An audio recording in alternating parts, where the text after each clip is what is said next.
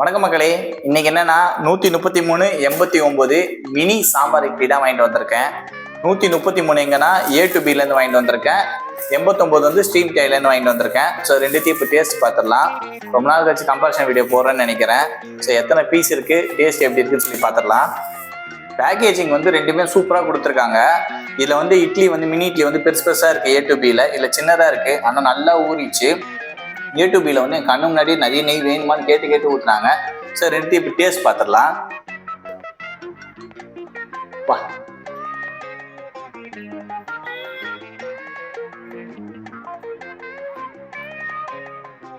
Steam டைல வந்து 13 piece, இதுல ஒரு பீஸ் அதிகம் A to Bல 14. இப்போ டேஸ்ட் வைஸ் எப்படி இருக்குன்னு சொல்லி பார்க்கலாம்.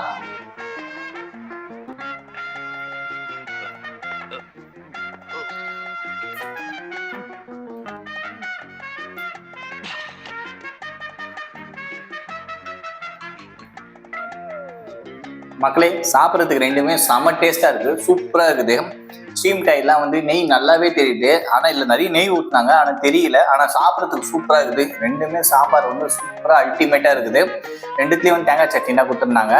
இவங்க கொஞ்சம் பெருசா அதிகமா கொடுத்துருக்காங்க, கம்மியா கொடுத்துருக்காங்க. ஸோ அதுவும் நல்லா தான் இருக்குது. டேஸ்ட் வைஸ் ரெண்டுமே வின்னர் தான்.